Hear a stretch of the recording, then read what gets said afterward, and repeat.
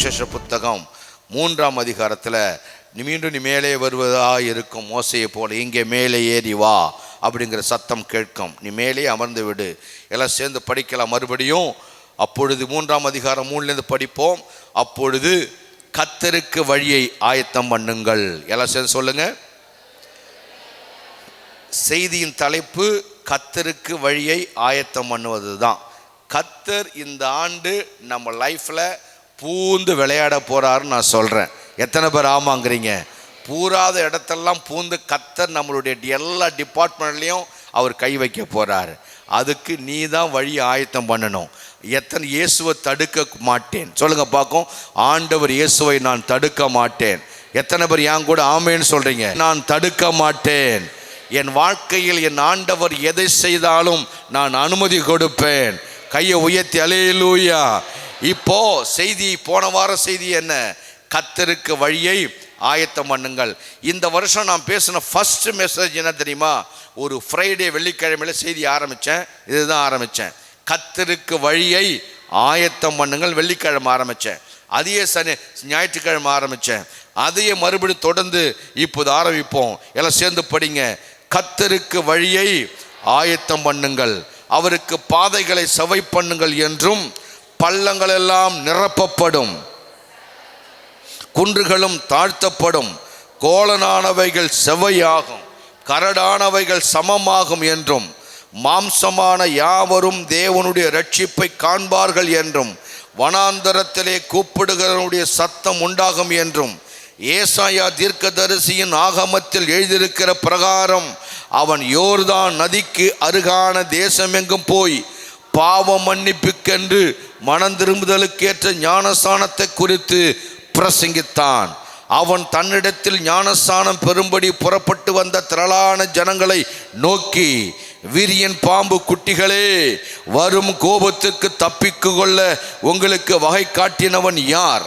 மனம் திரும்புதலுக்கு ஏற்ற கனிகளை கொடுங்கள், ஆபிரகாம் எங்களுக்கு தகப்பன் என்று உங்களுக்குள்ளே சொல்ல தொடங்காதிருங்கள். தேவன் இந்த கல்லுகளினாலே ஆபிரகாமுக்கு பிள்ளைகளை உண்டு பண்ண வல்லவராய் இருக்கிறார் என்று உங்களுக்கு சொல்லுகிறேன். இப்பொழுது கோடாரியானது மரங்களின் வேறு அருகே வைத்திருக்கிறது. ஆகையால் நல்ல கனி கொடாத மரங்கள் எல்லாம் வெட்டுண்டு அக்னியிலே போடப்படும் என்றார். அப்பொழுது ஜனங்கள் அவனை நோக்கி, அப்படியானால் நாங்கள் என்ன செய்ய வேண்டும் என்று கேட்டார்கள். இப்போ என்ன பாருங்க, இதோட போன வாரம் செய்தியை முடிச்சோம் இல்லையா? இப்போ கீழே கண்டினியூ பண்ண போகிறோம். அவர்களுக்கு அவர் பிரதி உத்தரமாக, 2 அங்கிகளை உடையவன் இல்லாதவனுக்கு கொடுக்க கடவன், ஆகாரத்தை உடையவன் அப்படியே செய்ய கடவன். ஆயக்காரரும் ஞானஸ்நானம் பெற வந்து அவரை நோக்கி, போதகரே, நாங்கள் என்ன செய்ய வேண்டும் என்று கேட்டார்கள். அதற்கு அவன், உங்களுக்கு கட்டளையிட்டிருக்கிற இதற்கு அதிகமாக ஒன்றும் வாங்காதிருங்கள் என்றான். போர் சேவகரும் அவனை நோக்கி, நாங்கள் என்ன செய்ய வேண்டும் என்று கேட்டார்கள். அதற்கு அவன், நீங்கள் ஒருவருக்கும் இடுக்கண் செய்யாமலும் பொய்யாய் குற்றச்சாட்டாமலும் உங்கள் சம்பளமே போதும் என்று இருங்கள் என்றான். யோவானை குறித்து, இவன்தான் கிறிஸ்துவோ என்று ஜனங்கள் எல்லாரும் எண்ணம் கொண்டு தங்கள் இருதயங்களில் யோசனையாயிருக்கையில், யோவான் எல்லாருக்கும் பிரதி உத்தரமாக, நான் ஜலத்தினால் உங்களுக்கு ஞான ஸ்நானம் கொடுக்கிறேன், என்னிலும் வல்லவர் ஒருவர் வருகிறார், அவருடைய பாதரட்சைகளின் வாரை அவிழ்ப்பதற்கு நான் பாத்திரன் அல்ல, அவர் பரிசுத்த ஆவியினாலும் அக்கினியினாலும் உங்களுக்கு ஞான ஸ்நானம் கொடுப்பார். தூற்றுக்கூடை அவர் கையில் இருக்கிறது. அவர் தமது களத்தை நன்றாய் விளக்கி கோதுமையை தமது களஞ்சியத்தில் சேர்ப்பார், பதரையோ அவியாத அக்கினியிலே சுட்டரிப்பார் என்றான். வேறு அநேக புத்திமதிகளையும் அவன் ஜனங்களுக்கு சொல்லி பிரசங்கித்தான். பிரசங்கத்தில் புத்திமதிகளையும் சொல்லி பிரசங்கித்தான். ஆமேன் சொல்லுங்களேன். நம்முடைய தேவன் நமக்காக இந்த பூமியில் மனிதனாய் அவதாரம் எடுத்து வந்த கடவுள் அவர். எனக்கு மானிட்டர் திருப்பி கொடுங்க கொஞ்சம். எல்லாரும் ஒரு வார்த்தை திரும்ப திரும்ப சொல்லுங்க, என்னுடைய இயேசு ரொம்ப நல்லவர். திரும்ப சொல்லுங்க, இயேசு ரொம்ப நல்லவர்னு சொல்லுங்களேன். ஏன்னா பைபிளில் ஒரு தீர்க்க தரிசனம் இருக்கிறது. கடைசி நாட்களில் மாமிசமான யாவர் மேலும் என்னுடைய ஆவியை நான் ஊற்றுவேன். கடைசி நாட்களில் எல்லாருடைய முழங்கால்களும் முடங்கும், எல்லாருடைய நாவும் அறிக்கை பண்ணும், இயேசுவே ஆண்டவர் என்று சொல்லி. நம்ம கடவுளை கர்த்தர்னு சொல்கிறோம், தேவன் சொல்கிறோம், கடவுள் என்று சொல்லுகிறோம். ஆனால் நான் சொல்லுகிறேன், இயேசு தான் என்னுடைய கடவுள். ஆமேன்னு சொல்லுங்களேன். நம்ம சர்ச்சுக்கு பேர் என்னதான்? ஹெயில் ஜீசஸ், இயேசு வாழ்க. நம்ம எங்க ஸ்டிக்கர் அடித்தாலும் என்னதான் அடிக்கிறோம்? இயேசு வாழ்க. ஏன்னா இயேசு தாங்க ரட்சித்தார் நம்மளை. இயேசுவின் ரத்தம் தான் நம்மளை மீட்டெடுத்தது. இயேசுதான் என்னை நிற்க வைத்திருக்கிறார். அவருடைய பலன் எனக்குள் இருக்கிறது, அவருடைய ஜீவன் எனக்குள் இருக்கிறது, அவருடைய வார்த்தை எனக்குள் இருக்கிறது. ஆகவே இயேசுதான் என்னுடைய கடவுள், இயேசுதான் என்னுடைய பலன், இயேசுதான் என்னுடைய இரட்சகர், இயேசுதான் நான் பரலோகம் செல்ல ஒரே வழி இயேசுதான். யாருக்காச்சும் பேய் பிடிச்சி நோய் பிடிச்சி சர்ச்சுக்கு வந்தாங்கன்னா கடவுள் நாமத்தில் விரட்டுறனா, கர்த்தருடைய நாமத்தில் விரட்டுறனா, இயேசுவின் நாமத்தினால் சொல்லி விரட்டுறனா அப்படின்னா இயேசு கிறிஸ்துவின் நாமத்துக்கு மட்டும்தான் இந்த அசுத்தாவிகள் ஓட ஆரம்பிக்கும். கையை தட்டி நம்முடைய இயேசுவின் நாமத்தை உயர்த்த ஆரம்பிங்க, பார்க்கலாம். ஹல்லேலூயா, ஹல்லேலூயா. கர்த்தருக்கு வழியை ஆயத்தம் பண்ணுங்கள் என்று ஒரு பிரசங்கித்த உடனே எல்லாரும் வந்து கேட்குறாங்க, இப்போ நாங்கள் என்ன செய்ய வேண்டும் என்று சொல்லி. அப்போ இயேசு சொல்லுகிற, அந்த யோவான் சானகன் சொல்லுகிற ஒரு காரியம், கர்த்தர் உங்கள் வாழ்க்கையில் செயல்பட வேண்டும், மாற்றங்களை கொடுக்க வேண்டும் என்றால், வசனம் 17 ஆரம்பித்து தம்பி, அதில் லூக்கா 3:17 அதுக்கு முன்னாடி எத்தனை வசனம் அது? அவர்களுக்கு பிரதி உத்தரமாக 11:10 போடுங்களேன். அப்பொழுது ஜனங்கள் அவனை நோக்கி, அப்படியானால் நாங்கள் என்ன செய்ய வேண்டும் என்று கேட்டார்கள். ஒரு மெசேஜ் ரீச் ஆயிடுச்சு அப்படின்னா அவங்க ரிப்ளை பண்ணுவாங்க. அதுதான் அதுக்கு அடையாளம். ஆமேன்னு சொல்லுங்களேன். நான் பேசுறது உங்களுக்கு புரியுதுன்னா நீங்கள் ரிப்ளை பண்ணுவீங்க. பேசுறதே புரியலன்னா கம்முன்னு உட்காந்துருப்பீங்க. நம்ம பேச்சு, நம்ம நடத்துகிற பாடங்கள் யாருக்காச்சும் புரியுது அப்படின்னா அங்கேருந்து பதில் வரும். அதுதான் அதுக்கான ரெஸ்பான்ஸ், அதுக்குனுடைய மரியாதை அதுதான். ஆனால் இவர் பேசுகிற பேச்சு புரிஞ்சிடுச்சு அவங்களுக்கு. அப்போ ஜனங்க கேட்குறாங்க, அப்படி என்றால் நாங்கள் என்ன செய்ய வேண்டும்? அதற்கு யோவான் சானகன் சொல்லுகிறார், அவர்களுக்கு அவன் பிரதி உத்தரமாக, 2 அங்கிகளை உடையவன் இல்லாதவனுக்கு கொடுக்க கடவன், ஆகாரத்தை உடையவன் அப்படியே செய்ய கடவன். அந்த டாப்பிக்கை பாருங்க, துணி, உணவு, இது சொல்கிறார். அப்போது துணி இல்லாதவனுக்கு, வஸ்திரம் இல்லாதவனுக்கு உங்ககிட்ட 2 இருக்குது அப்படின்னா என்ன அர்த்தம் அப்படின்னா, உனக்கு தேவைக்கு மிஞ்சி இன்னும் ஒன்று எக்ஸ்ட்ரா இருக்குன்னா உன் கவனம் இன்னொரு பக்கம் திரும்ப வேண்டும், சிறுமையானவன் பக்கம் திரும்ப வேண்டும். புசிக்க அவனுக்கு ஆகாரம் கொடு, உன் வஸ்திரத்தை அவனுக்கு கொடு என்றால் அதனுடைய பொருள் என்ன? சிறுமைப்பட்ட ஜனங்களை நோக்கிப்பார், தேவை உள்ள ஜனங்களை நோக்கிப்பார். நீ பரலோகம் செல்வதற்கு கர்த்தருக்கு வழியை ஆயத்தம் பண்ண வேண்டும், கர்த்தர் உன்னை நேசிக்க வேண்டும், கர்த்தர் உன்னுடைய வாழ்க்கையில் ஊடுருவ வேண்டும். கிரீன் சிக்னல் அடிக்க ஆரம்பிச்சிருச்சு, நீ தொடர்ந்து புறப்பட்டு போய்கொண்டே இருக்க வேண்டும் என்றால் நீ செய்ய வேண்டிய வேலை, நீ சிறப்பாக இருக்கிறாய், ஸ்ட்ராங்காக இருக்கிறாய், உனக்கு எந்த பிரச்சனையும் இல்லை. ஆனால் உன் பக்கத்தில் இருக்கிற எளியவனை பார், அவனுக்கு ஒரு வஸ்திரத்தை கொடு, அவனுக்கு உன் உணவை பகிர்ந்து கொடு. இந்த வார்த்தையினுடைய பொருள் என்ன அப்படி என்றால், நீ உன்னையே நீ பார்த்து கொண்டு இருக்காது. உனக்கு எவ்வளவு கொடுத்தாலும் பத்தாது, நீ எவ்வளவு ட்ரெஸ்ஸை போட்டாலும் உனக்கு பத்தாது. இன்னும் எப்படிலாம் நம்ம அழகுப்படுத்திக்கலாம், அலங்காரமாக்கி கொள்ளலாம் நினைக்காத. எளியவனை பார், இல்லாதவனை பார், ஏழையை பார் என்று சொல்லி அங்கே யோவான் சானகன் அங்கே வந்து ஞானஸ்நானம் எடுக்க வந்தவர்களுக்கு அவர் சொல்ல ஆரம்பிக்கிறார். ஆமேன் என்று சொல்லுங்களேன். அப்போ எளியவர்கள் என்றும் என்னால் மறக்கப்படுவதில்லை என்று எளியவர்களுக்கான வாக்குத்தத்தம் இருக்கிறது. இதே வார்த்தையை ஆண்டவர் இயேசு சொல்லுவார், திக்கற்ற பிள்ளைகளுடைய கடவுள் நான், ஏழைகளின் கடவுள் நான், விதவைகளின் கடவுள் நான்.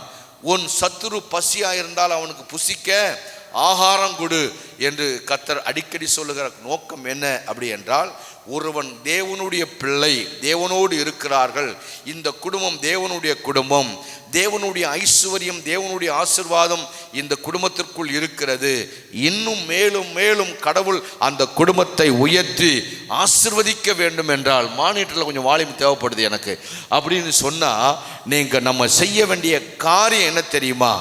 நம்மையே நாம் பார்க்கக்கூடாது, இன்னும் சிறுமைப்பட்ட ஜனங்களை நோக்கி பார்க்க வேண்டும். கையை உயர்த்தி ஒரு ஆமேன்னு சொல்லுங்களேன். சிறுமைப்பட்ட ஜனங்கள் நிலைமை உங்களுக்கு தெரியுமா?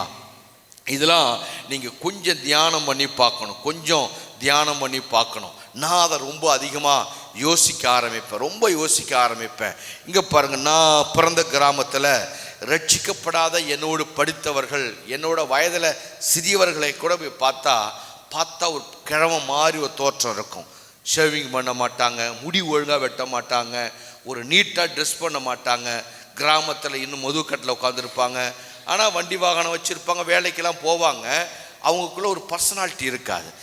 நான் அவங்கள பார்க்கும்பொழுது எனக்குள்ளே என்ன வரும்? ஆசிரியர், நான் மட்டும் இயேசுவை ஏற்றுக்கலைன்னா, இயேசுங்கிற கடவுள் எனக்குள்ளே வரலன்னா நான் இப்படி தான் இருந்திருப்பேன். இப்போ எனக்குள்ளே இந்த பர்சனாலிட்டி எப்படி வந்தது? எனக்குள்ளே இந்த தெளிவு எப்படி வந்தது? எனக்குள்ளே இந்த அறிவு எப்படி வந்தது? இந்த இயேசுங்கிற கடவுள் எனக்குள் வந்தபடியினாலே தானே எனக்குள்ளே ஒரு நீதி, ஒரு நேர்மை, ஒரு சத்தியம், ஒரு பரலோகம், இந்த பூமியில் மனிதன் வாழ்வதற்கு இப்படிலாம் சில உடை அவசியம், உணவு அவசியம், தனிப்பட்ட அறநெறி அவசியம் என்பதெல்லாம் எனக்கு போதித்தது இயேசு தானே. ஐயோ, இவர்களுக்கெல்லாம் இந்த இயேசு இல்லையே என்று சொல்லி நான் மிகவும் வியாகுலப்படுவது உண்டு. சிலருக்கு இயேசுவை சொல்லுவது உண்டு. நிறையா கல்யாணத்துக்கு ஜவுளி போட்டு கொடுத்துருக்கோம், ட்ரெஸ் போட்டு கொடுத்துருக்குறோம். அப்படின்னா பாஸ்டர்கிட்ட பணம் இருக்குன்னு நினைக்கிறீங்களா? ஒரு பைசா இருக்காது. ஆனாலும் இந்த வேத வசனத்துக்கு பயந்து கீழ்ப்படிந்து இல்லாத ஏழை எளிய ஜனங்களுக்கு, எத்தனையோ ஜனங்களுக்கு இந்த உதவிகளை செய்கிறோம். இப்படி செய்ய வேண்டும் என்று உனக்கு அறிவுக்கு சொல்லி கொடுத்தது யார் தெரியுமா? நம்முடைய கரத்தில் இருக்கிற வேத புத்தகமும் நான் வணங்குகிற என் ஆண்டவர் இயேசுவும் தான். கையை அசைச்சு ஒரு அலையலியா சொல்லுங்களேன். அப்போ சிறுமைப்பட்ட ஜனங்கள் நீங்கள் பாருங்களேன், அவங்க லைஃப்பை நீங்கள் பாருங்கள். உங்களுக்கு எனக்கும் ஒரு பெரிய பலன் கிடைச்சிருச்சு. இயேசு கிறிஸ்து இருக்கிறார், நமக்கு ஒரு பெரிய பலன் கிடைச்சிருச்சு. ஜெபிக்கலாம், நமக்கு ஆவியானவர் இருக்கிறார், நமக்கு வேதம் இருக்கிறது, நமக்கு சபை இருக்கிறது. ஓனா ஃபோன் பண்ணால் பாஸ்டர் வந்துடுவார், நம்மளை என்கரேஜ் பண்ணி லிஃப்ட் பண்ணிடுவார், நம்மளை சீராட்ட தாளாட்ட தூக்கி விட ஹெல்ப் பண்ண நமக்கு ஒரு அமைப்பு உள்ள சபை மாட்டிக்கிச்சு. ஆனால் சிறுமைப்பட்ட ஜனங்களை நீ பார். இந்த கம்ஃபர்ட் சோன்லேயே நீ ஜாலியாக உக்காந்துடாத. உன்ன மாதிரி உன்னோடு பிறந்த உடன்பிறப்புகள் சமூகம் எவ்வளோ பேர் இன்னும் சிறுமைப்பட்ட நிலையில் இருக்கிறார்கள். உங்கள் கண்களை அந்த பக்கம் திருப்புங்கள் என்று சொல்லி இயேசு கிறிஸ்துவுக்கு வழியை நீ ஆயத்தம் பண்ண வேண்டும் என்றால், அவர்கள் ரட்சிக்கப்பட வேண்டும் என்றால், உங்கள் கண்கள் ஆகாரம் இல்லாதவனுக்கும் வஸ்திரம் இல்லாதவனுக்கும், அப்படி என்றால் சிறுமைப்பட்டவனுக்கு தேவை உள்ளவன் பக்கம் உன் கண்ணை நீ திருப்ப ஆரம்பிக்க வேண்டும். அதை தான் யோவான் சாணகன் பிரசங்கிக்கிறார். அவர்களுக்கு பிரதி உத்தரமாக 2 அங்கிகள் உடையவன் இல்லாதவனுக்கு, ஆகாரத்தை உடையவனும் அப்படி இல்லாதவனுக்கு. அப்போ என்ன அங்க கண்டென்ட் என்ன தெரியுமா? இல்லாதவனுக்கு. பக்கத்தை கை பிடிச்சி சொல்லுங்க பார்க்கலாம். இல்லாதவனுக்கு எல்லாம் சொல்லுங்க பார்க்கலாம். என்ன இல்லை? நிறைய குடும்பங்களில் பலன் இல்லை, நிறைய குடும்பங்களில் சமாதானம் இல்லை, நிறைய குடும்பங்களில் நம்பிக்கை இல்லை, நிறைய குடும்பங்களில் தூக்கம் இல்லை, நிறைய குடும்பங்களில் ஏன் தான் வாழுறோமோ என்று சொல்லி வாழ்க்கையை குறித்து நிம்மதி இல்லை. ஆனால் ஜீசஸ் பைபிள் சொல்லுகிறது இல்லாதவனுக்கு. ஆமேன் என்று சொல்லுங்களேன். ஊரில் சொல்லுவாங்க, பெரிய நதிங்க அது, பெரிய காவேரி கங்கா யமுனா பெரிய நதி, பெரிய ஆறு அப்படிம்பாங்க. இப்பெல்லாம் மழை பெஞ்சு தண்ணி ஓடுது. எத்தனையோ நதிகள், எத்தனையோ ஆறுகள் இன்று தண்ணி இல்லாமல் வற்றி போய் கிடக்கிறது. பேர் என்ன பேரு? நதி. பேரு தான் ஆறு, ஆனால் அங்கே என்ன இல்லை? தண்ணி இல்லை. எவ்வளோ ஜனங்கள் நம்ம கண்ணுக்கு முன்னாடி பார்க்குறோம், ரோட்டோரங்களில் குடிசை போட்டு அமர்ந்திருக்கிறார்கள். எத்தனையோ ஜனங்கள் நம்ம ஊர்லேயே குடிசையில் வாழ்ந்து கொண்டு இருக்கிறார்கள். எத்தனையோ ஜனங்கள் இளம் வயதில் கணவனை பறிகொடுத்து விட்டு இளம் விதவையாய் இருக்கிறார்கள். எத்தனையோ குடும்பத்தில் மனைவியை பறிகொடுத்து விட்டு தனியாக நிற்கிற சகோதரனை தெரியும். எத்தனையோ குடும்பத்தில் சின்ன வயசில் அப்பாவை அம்மாவை இழந்துட்டு பரிதபித்து அம்மா அன்பு இல்லாமல் எத்தனை குடும்பங்கள் நம்ம சபைகளில் இருக்கிறது. நீங்கள் ஜனங்களை பாருங்க, சுற்றி பாருங்க.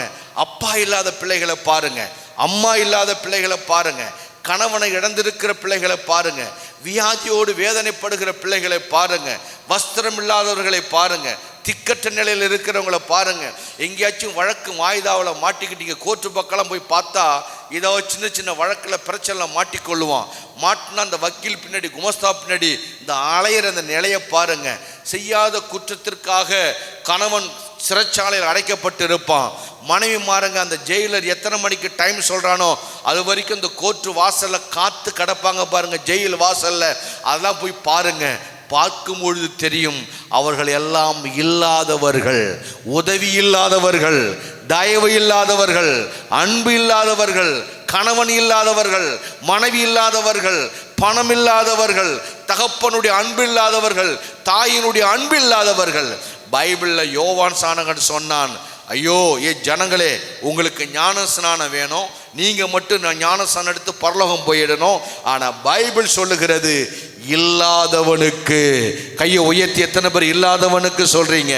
என்னங்க இது சாதாரண ஒரு செய்தி இல்லைங்க, இது கர்த்தருடைய பாரங்க. இது நமக்கு எல்லா வசதியும் கர்த்தர் கொடுத்துட்டார். நான் பாஸ்டர் பால் பேசுகிறேன், எனக்கு மனைவி இருக்கிறார், எனக்கு பிள்ளைங்க இருக்கிறாங்க, எனக்கு அண்ணன் இருக்கிறான், எனக்கு தம்பி இருக்கிறான், எனக்கு அப்பா அம்மா என் கூட இருக்கிறாங்க, எனக்கு இவ்வளோ பெரிய ஜனக்கூட்டம் இருக்கிறது, எனக்கு வீடு இருக்கிறது, எனக்கு கார் இருக்கிறது, நான் நல்லா சேஃபாக இருக்கிறேன். ஆனால் ஆண்டவர் என் மைண்டில் வச்ச ஒரு தாட் என்ன தெரியுமா? உனக்கு எல்லாம் நான் கொடுத்திருக்கிறேன், ஆனால் இல்லாதவனுக்கு நீ யாராய் இருக்க போகிறாய்? நான் சொன்னேன், ஆண்டவரே, இல்லாதவனுக்கு நான் தகப்பனாய் இருக்க போகிறேன், இல்லாதவனுக்கு நான் ஆலோசகராய் இருக்க போகிறேன், இல்லாதவனுக்கு நான் உதவி செய்கிறவனாய் இருக்க போகிறேன். ஏன் என்றால் நானும் அப்படிதான் சிறு வயதில் அன்பற்றவனாய் இருந்தேன். எனக்கு அப்பா அம்மா இருந்தாங்க, எனக்கு கல்வியை கொடுக்கல, எனக்கு அண்ணன் தம்பி குடும்ப சமூகம் இருந்தது, நீதியை கொடுக்கல. எனக்கு நீதியை கொடுத்து பலனை கொடுத்து இந்த பூமியில் வாழ்வதற்கான பர்சனாலிட்டியை கொடுத்தது என்னை படைத்த கடவுள். அவர்தான் என்னை பார்த்து கேட்கிறார், இல்லாதவனுக்கு அப்படி என்று சொல்லி. இன்னைக்கு உங்கள் ஒவ்வொருவரோடு தேவன் பேசுவது, உங்கள் கண்களை ஏறெடுத்து பாருங்கள் என்று ஆபிரகாமுக்கு கர்த்தர் சொன்னார். குடிசைக்குள்ளே இருக்காத ஆபிரகாம், வெளியே வா, உன் கண்களை ஏறெடுத்து பார், இல்லாதவனை நீ நோக்கிப்பார். இதுக்கு பேர் தான் ஸ்பிரிச்சுவாலிட்டி, இதுதான் தெய்வீகம். எப்பொழுது மற்றவனை நீ நோக்கி பார்க்கிறாயோ அப்பொழுதுதான் உனக்குள்ளே இருக்கிற தெய்வம் வெளிப்பட ஆரம்பிப்பார். என்னங்க பண்ணுறது? நம்ம உடனே எப்படி செஞ்சிருவோம், நம்ம எப்படி பேசி பழகிடுவோம். ஐயோ அப்போ செஞ்ச பாவங்க, இதெல்லாம் நீங்கள் நான் பேசக்கூடாது. கர்த்தர் நமக்கு சொன்னது என்ன தெரியுமா?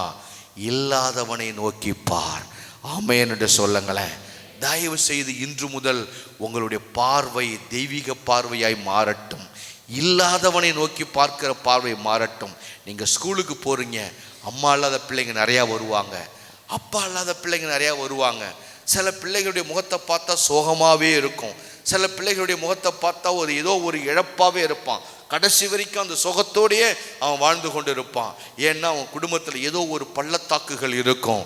அதை கண்டுபிடித்து அவனுக்கு ஊழியம் செய்ய வேண்டும், ஆதரவு கொடுக்க வேண்டும், அவனுக்கு உதவிக்கரம் நீட்ட வேண்டும்.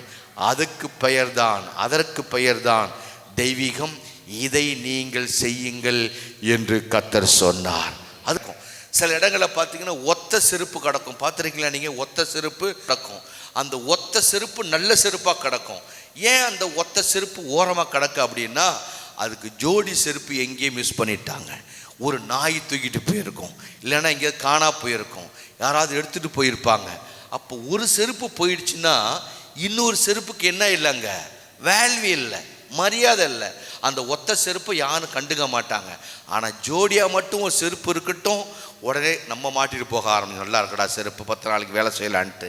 ஆனால் தனியாக கிடக்கிற ஒத்த செருப்பை பார்க்கும் பொழுதே உங்களுக்கு ஒரு தெய்வீகம் வர வேண்டும். அடாடா, நல்ல செருப்பு இது, தனியாக கிடக்கு, இது ஜோடி செருப்பு இல்லாதனால இதை கேட்பார் இல்லை, இதை பார்ப்பார் அல்ல. உங்களுக்கு தெரியுமா, உங்களோடு இருக்க ஜோடி பிரிஞ்சாதான் நீ ஒத்த செருப்பு போல தனியாக கிடக்கிறத உன்னால் உணர முடியும். உனக்கு நல்ல புருஷன் கிடைச்சிட்டான், நல்ல மனைவி கிடைச்சிட்டா, நீ ஜாலியாக ஜலுக்கு புழுக்குன்னு போய்கிட்டு இருக்கிற. ஆனால் ஒத்த செருப்பு மாதிரி எத்தனையோ குடும்பம் இன்றைக்கி பூமியில் கிடக்குது. கணவன் இல்லாமல் தனியாய் கிடப்பாள் பெண். அவளுடைய ஆய்வு உனக்கு தெரியுமா? கணவன் இருந்தும் புண்ணியம் இல்லாமல் தனியாய் கிடப்பாள் பெண். மனைவி இல்லாமல் தனியாய் நிற்பான். அவனை பார், அவனை தொட்டுப்பார், அவனோடு பேசிப்பார், அவங்களோடு உறவாடிப்பார். உனக்கு தெரியும், அவர்கள் ஒத்த செருப்பு போல தனித்து கிடக்கிற நிலை உனக்கு தெரியும். அதை பார்க்காமல் அவங்க போடுற ட்ரெஸ்ஸு, அவங்க நடக்கிற நடை, அவங்க போகிற பாணி, நீ இதை தான் பார்க்குற.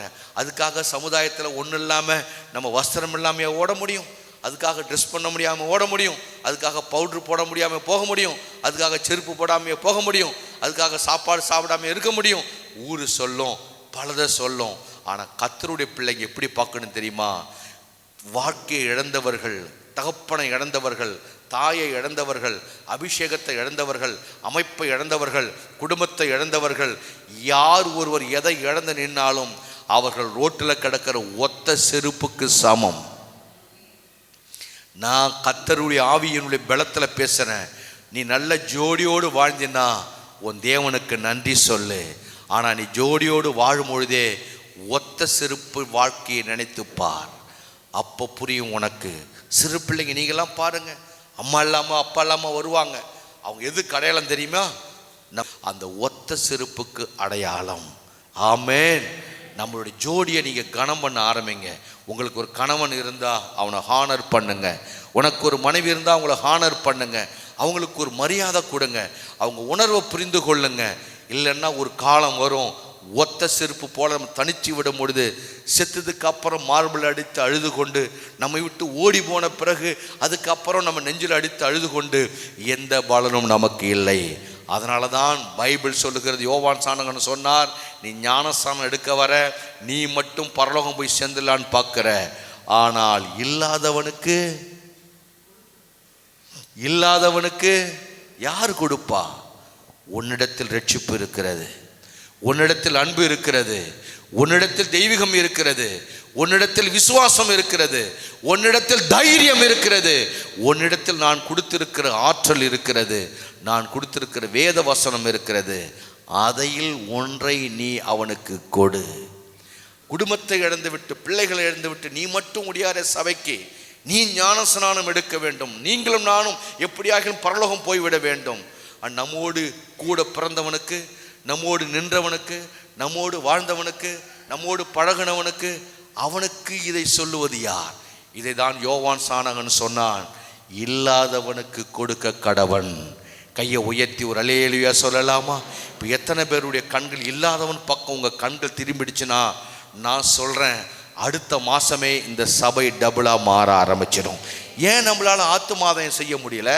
நம்ம சேஃபாக இருக்கிறோம், நம்ம ஜாலியாக இருக்கிறோம், நமக்கு உத்தியோகம் இருக்குது, நமக்கு கடவுள் இருக்கிறார், நமக்கு புருஷன் பிள்ளை இருக்குது, நம்ம அரிசி பானையை சோத்து பானை சோறு இருக்குது, நமக்கு இப்போ நல்ல ட்ரெஸ் இருக்குது, நமக்கு ஒரு கவலையும் இல்லை. கர்த்தருடைய நாமத்துக்கு சோத்திரம். நான் விரும்பி அந்த இடத்துக்கு வந்தேன், இப்போ கர்த்தர் என்னை நல்லா வச்சிருக்கா, நம்ம சாட்சி சொல்கிறேன். ஆனால் பைபிள் சொல்லுகிறது, இல்லாதவனுக்கு யார் கொடுப்பது? உனக்கு கர்த்தர் பணத்தை கொடுப்பதே இல்லாதவனுக்கு பகிர்ந்து கொடுக்கதான். உனக்கு கர்த்தர் அபிஷேகத்தை கொடுத்ததை இல்லாதவனுக்கு பகிர்ந்து கொடுக்கதான். உனக்கு கர்த்தர் விசுவாசத்தை கொடுத்ததை இல்லாதவனுக்கு பகிர்ந்து கொடுக்கதான். கர்த்தர் உனக்கு தைரியத்தை கொடுத்ததே தைரியம் இல்லாதவனுக்கு தைரியம் கொடுக்கதான். உனக்கு வாய்ப்புகளை கொடுத்ததே 100 பேருக்கு வாய்ப்பு நீ ஏற்படுத்தி கொடுக்கதான். எனக்கு எல்லாம் தெரியுங்கிறதுனால எனக்காக இல்லை. இந்த பைபிளில் ஒரு அற்புதமான ஒரு வார்த்தை பிரசங்கி புஸ்தகத்தில் இருக்குது. நீ உயிரோடு இருக்கும் பொழுதே நன்மை செய்யத்தக்கவனுக்கு நன்மையை நீ செய்துவிடு.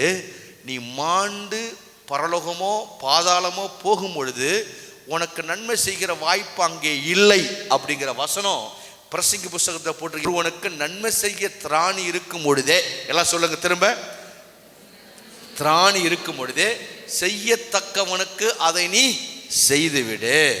நீ செத்து மாண்டு பரலோகமோ பாதாளமோ போய்விட்டால் அங்கே நீ எவனுக்கும் நன்மை செய்ய வாய்ப்பு உனக்கு இல்லை.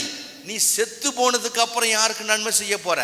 பரலோகத்தில் ரெஸ்ட் தான் நமக்கு, ரெஸ்ட் அண்ட் பீஸ் அப்படின்னு போட்டுருவான். நீ மரித்து விட்டாய் இளைப்பாரு அப்படின்னு வாட்ஸ்அப்பில் ஃபேஸ்புக்கில் நமக்கு ஒரு இரங்கல் செய்தியை போட்டுருவான். நீ எதை செய்ய வேண்டுமானாலும் உயிரோடு இருக்கும் பொழுதே செய்துவிடு. பக்கத்தில் கையை பிடிச்சிருங்க. எதை செய்ய வேண்டுமானாலும் உயிரோடு இருக்கும் பொழுதே செய்யத்தக்கவனுக்கு செய்துவிடு. நீ விதைக்கிறதை இந்த பூமியில் அறுத்தாக வேண்டும். எதுவாக இருந்தாலும், அது நன்மையாக இருந்தாலும் சரி, அது தீமையாக இருந்தாலும் சரி. பைபிளில் எல்லாரும் ஞானஸ்நானம் எடுக்க ஓடி வராங்க. ஓடி வந்த உடனே அப்படி என்றால் நாங்கள் என்ன செய்ய வேண்டும்? 2 வஸ்திரம் என்று இருந்தால், ஆகாரம் உன்னிடத்தில் இருந்தால், அது இல்லாதவனுக்கு நீ கொடுத்து விடு. எத்தனை பேர் கையை அசைச்சு ஒரு அல்லேலூயா சொல்றீங்க? இந்த வேலையை நம்ம செய்ய பார்க்கணும். நம்ம கிராமத்தை பாருங்க, எத்தனை மக்கள் ஒத்த செருப்பு போல சமாதானம் இல்லாமல் கிடப்பாங்க. அவங்கள மட்டும் நோக்கி பார்த்தீங்கன்னா அவங்களுக்கு இயேசுவின் அன்பை நீங்கள் சொல்லிடுவீங்க. அவங்களுக்கு நீங்கள் ஜெபிச்சிடுவீங்க. நீங்கள் சர்ச்சுக்கு வான்னு சொல்லிடுவீங்க. பயப்படாதம்மா நான் இருக்கிறேன்னு சொல்லுவீங்க. நான் உனக்கு ஒரு ஜெபம் மட்டுமான்னு சொல்லுவீங்க. நீங்கள் சர்ச்சில் உள்ள சாட்சியெல்லாம் சொல்ல ஆரம்பிச்சிடுவீங்க. ஏன்னு கேட்டிங்கன்னா உங்களுக்கு அந்த நிலையை இங்கே சபையில் கர்த்தர் போதித்து விடுகிறார்.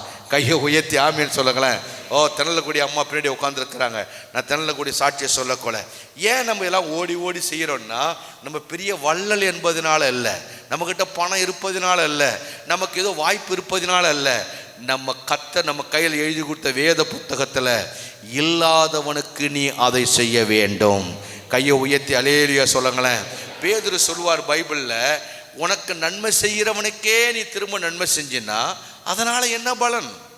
அஞ்ஞானிகள் அப்படி தானே செய்கிறாங்க, உலகத்தார் அப்படி தானே செய்கிறாங்க. உங்கள் வீட்டு கல்யாணத்துக்கு வரவன் கல்யாணத்துக்கே நீ போகிற, உனக்கு 1000 ரூபா மொய் வச்சவனுக்கு திருப்பி நீ ஒரு 1000 ரூபா மொய் வைக்கிற, உன் வீட்டுக்கு வர விருந்தாடிக்கு நீ அவன் வீட்டுக்கு போகிற. இதுதானே உலகம் செய்யுது. ஆனால் பைபிள் அப்படி சொல்லலை.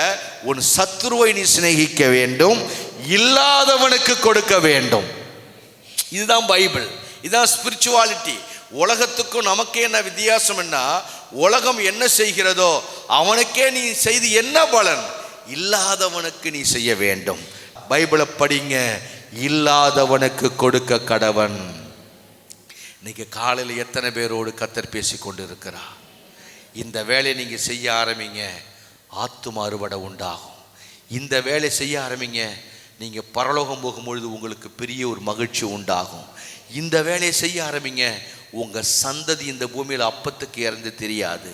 இந்த ஊழியத்தை செய்யுங்க, உங்கள் பிள்ளைகளுக்கு நீங்கள் செய்கிற பெரிய புண்ணியம் அதுதான். கையை உயர்த்தி ஆமேன்னு சொல்லலாமா? யாரோ எப்படியோ போகட்டுங்க. ஊரில் சொல்லுவாங்க, எவன் எப்படியோ நமக்கு உண்டா, நம்ம வேலை உண்டா, சர்ச்சுக்கு வந்தோமா போனோமா ஒரு காணிக்க. இது கிறிஸ்துவம் அல்ல. இது கிறிஸ்துவம் அல்ல, அது செத்து போன கிறிஸ்தவம். நாம் செய்தி ஆரம்பிக்கும் போதே போன வாரம் சொன்னேன், எதை நோக்கி நாம் பிரசங்கிக்கிறோம், எதை நோக்கி நாம் ஓடுகிறோம், எதை நோக்கி நம்ம குடும்பத்தை இயக்குகிறோம், பாதை என்ன, நோக்கம் என்ன. ஒரு குழம்பு வைக்க கிச்சனில் நிற்கிற அம்மாவுக்கு மைண்டில் இருக்கும், இன்றைக்கி என்ன குழம்பு வைக்க போகிறோம் அப்படி தாட் இருந்தால் தான் அந்த குழம்பு அது மாறும். ஏதாச்சும் ஒன்று வைப்போம்னா அது ஒரு மாதிரி ஆகிடும். இன்றைக்கி சாம்பார்னு எங்கே டிசைட் பண்ணணும், மைண்டில் டிசைட் பண்ணணும். இன்றைக்கி புளிக்குழம்பு வைக்க போகிறோன்னா மைண்டில் டிசைட் பண்ணிடணும். இன்றைக்கி வெங்காய குழம்பு வைக்க போகிறேன்னா மைண்டில் டிசைட் பண்ணிடணும். அதே போல் கிறிஸ்துவ வாழ்க்கையும் அப்படி தான். நான் கிறிஸ்தவன், என் வாழ்க்கை ஸ்டைல் எனக்காக அல்ல, எனக்கு ரத்த சிந்தி என்னை மீட்டு என்னை பரலோகத்தின் பிள்ளையாய் மாற்றின என் இயேசு சொல்லியிருக்கிறார், இல்லாதவனுக்கு கொடுக்க வேண்டும். எத்தனை பேருக்கு ரட்சிப்பு இல்லை, சமாதானம் இல்லை, விடுதலை இல்லை, பரலோகம் இல்லை. நாம் ஓடுகிறோம், உழைக்கிறோம், என்னென்னமோ செய்கிறோம். அவன் மரணம் விழுந்து விட்டால், பணம் விழுந்து விட்டால் அவனுக்கு பரலோகம் இல்லை. இல்லாதவனுக்கு உன் ரட்சிப்பை கொடு, உன் சமாதானத்தை கொடு, உன் அபிஷேகத்தை கொடு, உனக்கு கொடுத்த வசனத்தை கொடு, உனக்கு கொடுத்த ஆலோசனையை கொடு, உனக்கு கொடுத்திருக்க வாய்ப்புகளை எல்லாம் மற்றவனுக்கு நீ பகிர்ந்து கொடு. பரலோகம் சந்தோஷப்பட ஆரம்பிக்கும். இந்த நிறைவான காரியங்கள் நீங்கள் செய்ய ஆரம்பித்து விட்டால் உங்களுக்குள்ள இருக்கிற குறைவுகள் எல்லாம் தானாக ஓடி ஒழிய ஆரம்பிக்கும். கையை அசைச்சு ஒரு அல்லேலூயா சொல்லலாமா? எத்தனை பேர் ரட்சிக்கப்பட்டிருக்கீங்க? எத்தனை பேர் அபிஷேகம் பண்ணப்பட்டிருக்கீங்க? எத்தனை பேர் கர்த்தரால் பொருளாதாரத்தில் ஆசீர்வதிக்கப்பட்டிருக்கீங்க? எத்தனை பேர் ஞானமாக இருக்கீங்க? எத்தனை பேருக்கு சமூக செல்வாக்கு இருக்கு? அத்தனையும் நீங்களே அனுபவிக்க கூடாது, இல்லாதவனுக்கு கொடுக்க வேண்டும். கொடுப்பீங்களா? செய்ய வேண்டியதே செய்யாமல் உக்காந்துட்டா நமக்கும் பலன் இல்லை. கிணத்துல இருக்க தண்ணி இறைக்கணும், அப்படியே கடக்கக்கூடாது, சாக்கடை ஆகிடும். சாப்பாட்டை நம்மளே சாப்பிடக்கூடாது, 4 பேருக்கு கொடுக்கணும். நான் ஒரு தத்துவம் சொல்லுவேன் அடிக்கடி, நீ ஒண்டியா சாப்பிட்ட உன் வயிறு தான் நிரம்பும், 4 பேருக்கு பகிர்ந்து கொடு, உன் மனசு நிரம்பும். கையை உயர்த்தி அல்லேலூயா. இது ஒரு கண்டென்ட். அடுத்த வசனப்படுறா. இன்னொரு ஆளை பார்த்து, ஆயக்காரரும் ஞானஸ்நானம் பெற வந்து அவனை நோக்கி, போதகரே நாங்கள் என்ன செய்ய வேண்டும்? ஒருத்தனுக்கு நம்ம டைம் முடிஞ்சு 9 மணி ஆயிடுச்சு. இப்போ ஆயக்காரன் வரான். இப்போ முதல்ல ஜனங்களுக்கு ஆயக்காரன் யார் தெரியுமா? வரி வசூல் பண்ணுகிறவன். ஆமேன்னு சொல்லுங்கிறேன். டாக்ஸ், இன்கம் டாக்ஸ் அதிகாரிகள் வருவான். வரி வசூல் பண்ணுறவன் வந்து, சரி எங்களுக்கு சொல்லுங்கள் நாங்கள் என்ன செய்ய வேணும்னு அவனுக்கு ஒரு மெசேஜ் கொடுக்குறார் யோவான் ஸ்நானகன். அதற்கு அவன், உங்களுக்கு கட்டளையிட்டதற்கு அதிகமாய் ஒன்றும் வாங்காதிருங்கள். உங்களுக்கு என்ன சட்டப்படி என்ன வாங்க வேண்டுமோ அதை தான் வாங்கணுமே தவிர அதுக்கு மிஞ்சி நீ ஒன்றையும் வாங்கக்கூடாது. அப்படின்னா எது சட்டமோ எது ரூலோ அதை பண்ணுங்க. ஏன்னா அந்த காலத்தில் என்ன செய்வாங்கன்னா, ரோம பேரரசுக்கு வரி வசூல் பண்ணி கொடுக்குறவங்க அரசாங்கத்தில் 100 ரூபா வரி கட்டணும்னா, இவன் நீ 10 நாள் லேட்டாகி கட்டியல்ல 150 ரூபா கொடுன்னு கேட்பான். இது இவனுடைய இன்ஃப்ளூயன்ஸு. நீங்கள் ஒன்றும் கிடையாது, ஒரு சர்டிஃபிகேட் வாங்க போங்களேன், அவன் அரசாங்க சம்பளம் வாங்குறான், அவன் 1000 ரூபா கொடுன்னு கேட்பான் நம்மக்கிட்ட. ஏன்டா உனக்கு 1000 ரூபான்னா, நீ கொடுக்கலன்னா போன்றுவான். அப்புறம் நாளைக்கு போனால் சிஸ்டத்தில் இதில் சுற்றிக்கிட்டு இருக்குமா, நம்மளை சுற்றிக்கிட்டு இருக்கம்மா. ஏன்னா அவனுக்கு 1000 ரூபா கொடுத்தா சுத்தாது. அது இல்லைன்னு வச்சிங்களேன், அது வந்து நெட்வொர்க் பிரச்சனை இருக்குது எங்கள் சிஸ்டத்தில், அது சுற்றிக்கிட்டே இருக்குங்க அம்மா. நம்மளை 10 நடை இழுக்க அடிக்கிறானா, ஒரு டைம் 100 ரூபாய்க்கு பெட்ரோல் போட்டு போகிறோமா, 1000 ரூபா முடிஞ்சிச்சு. அவனுக்கு தெரியும் உன்னை எங்கே ஆப் அடிக்கணும்னு. இந்த மாதிரி ஆள் இன்னைக்கு இருந்தால் அன்னைக்கு இருந்தால் இது பாவம். இதை கண்டுபிடிச்சி ஆண்டவர் சொன்னார். அங்கே வசந்த பாருங்க, உங்களுக்கு கட்டளை இட்டதற்கு அதிகமாக ஒன்றும் வாங்காதிருங்கள். ஆமேன்னு சொல்லுங்களேன். ரிஜிஸ்டர் ஆஃபீஸுக்கு பத்திரம் ரிஜிஸ்டர் பண்ண போனோம்னா 5000 ரூபாய்க்கு பில்லை கொடுத்துருவான், 25000 ரூபா வாங்குவான். மிச்சம் 20000 ரூபாய்க்கு பில்லு இருக்கான பில்லு இருக்காது. அப்போ நியாயப்படி 5000 ரூபாய்க்கு தான் கவர்மெண்ட்டுக்கு பில்லு. இந்த 20000 ரூபாயை இந்த ஏஜென்ட் ஃபுல்லாக துண்ணுடுவான். இதை தான் பைபிள் எச்சரிக்குது, உனக்கு கட்டளை இட்டதற்கு அதிகமாக ஒன்றும் வாங்காதிரு. ஏன்னா இன்னைக்கு நாடு பரிதானம் வாங்கி லஞ்சம் வாங்கி நாட்டை தீட்டுப்படுத்திட்டான். அதெல்லாம் அவன் குடும்பங்களுக்கு சாபம். நீங்கள் எல்லாம் உயர்ந்த அதிகாரிகளாக வருவீங்க. யாரெல்லாம் ஆமேன்கிறீங்க அவங்க தான் வருவீங்க. உங்கள் பிள்ளைகளெல்லாம் உயர்ந்த நிலைக்கு வருவாங்க. அவங்களுக்கு இப்பொழுதே கர்த்தர் போதிக்கிறார், உங்களுக்கு என்ன கட்டளையிடப்பட்டு இருக்கிறதோ அதை மட்டுமே நீங்கள் செய்யுங்கள், அதிகமாக ஒன்றும் வாங்காதிருங்கள். எல்லாம் அதிகமாக சொல்லுங்க பார்க்கலாம். பைபிள் சொல்லுகிறது, வாரி இறைத்து விருத்தி அடைவாரும் உண்டு, அதிக பிசினித்தனம் செய்து தரித்திரமானவர்களும் உண்டு. பைபிளில் இல்லாத வரி இல்லை. நீ எப்போ நம்ம ஊரில் சொல்லுவாங்க, இறைக்கிற கிணறு தான் சுரக்கொன்னு. எடுத்து மக்களுக்கு ஏழைகளுக்கு ஊழியத்துக்கு செலவழித்து பாருங்கள். கடவுள் உங்கள் பொக்கிஷத்தில் பணம் பஞ்சம் இல்லாதபடி உங்களை கர்த்தர் நிரப்பி கொண்டு இருப்பார். இது வாங்க வேண்டான்னு பைபிள் சொல்லலை. உங்களுக்கு என்னவோ அதன்படி நீங்கள் செய்ய ஆரம்பிங்கள். கையை உயர்த்தி ஆமேன்னு சொல்லுங்களேன். இதே போது நினைக்கிற டைம் ஆயிடுச்சு. 3வது ஒரு டீம் வரான். அவனுக்கு பேர் போர் சேவகன். அடுத்த வாசம் போட்டு தம்பி. போர் சேவகரும் அவனை நோக்கி இராணுவம் போலீஸ் வரான். இப்போ அடுத்தது இப்போ போலீஸ்காரன் வந்து, ஐயா நாங்களும் ஞானஸ்நானம் எடுக்கணும், எங்களுக்கு வழி சொல்லுங்க ஐயா அப்படின்னு கேட்குறான். அப்போது போர் சேவகர்களுக்கு சொல்கிறாரு, நாங்கள் என்ன செய்ய வேண்டும் என்று கேட்டார்கள். அதற்கு யோவான் ஸ்நானகன் எப்படி பிரசங்கம் பண்ணுறாரு, நீங்கள் ஒருவருக்கும் இடுக்கண் செய்யாமலும் பொய்யாய் குற்றச்சாட்டாம். போலீஸ்காரன் இருக்கான் பாருங்க, இது போலீஸ்காரனுக்கு, இது போர் சேவகன். இப்போ நம்ம ஒரு போலீஸு பொய் இந்த கேஸதுக்கு அப்படி போட்டுருவான்.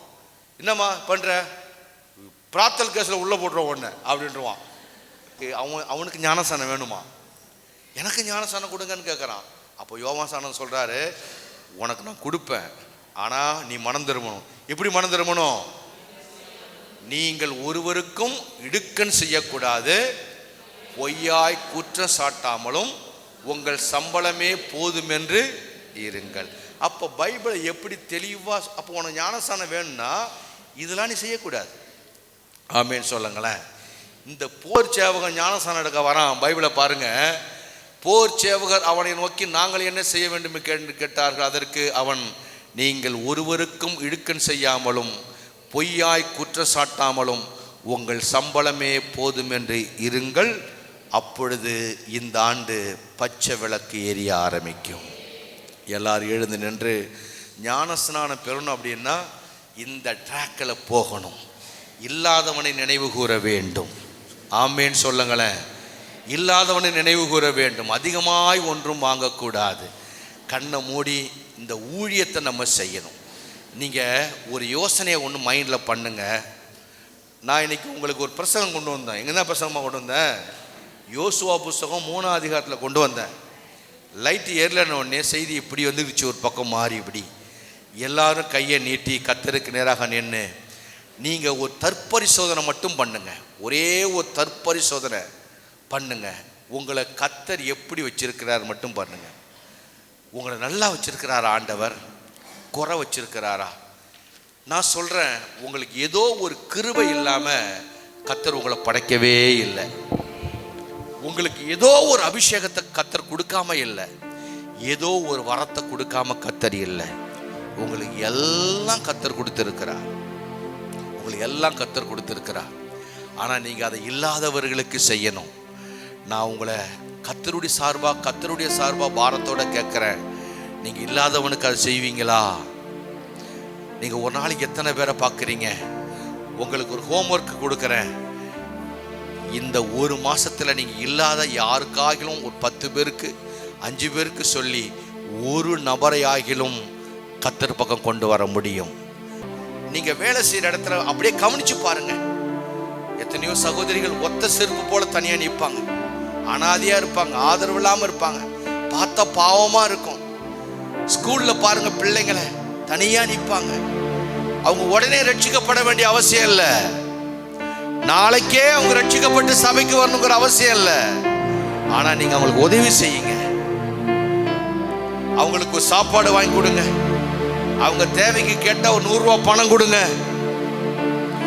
அவங்க ட்ரெஸ் இல்லாமல் இருந்தால் அவங்களுக்கு நீங்கள் போட்ட ட்ரெஸ் 2 கொடுங்க. முடிஞ்சா அவங்களுக்கு ஒரு ட்ரெஸ் வாங்கி கொடுங்க. முடிஞ்சா அவங்களுக்கு நீங்கள் ஆறுதல் சொல்லுங்க. உங்களுக்கு கர்த்தர் இந்த பூமியில் கொடுத்துருக்க இன்ஃப்ளூயன்ஸை நீங்கள் பயன்படுத்துங்க. உங்களுக்கு கொடுத்துருக்க வாய்ப்பை பயன்படுத்துங்க. அதை பரலோகத்தின் ஆண்டவர் பார்ப்பார். அதை பார்த்து கர்த்தர் உங்களை இன்னும் மேலும் மேலும் மேலும் உங்களை அவர் ஆசீர்வதித்துக் கொண்டே இருப்பார்.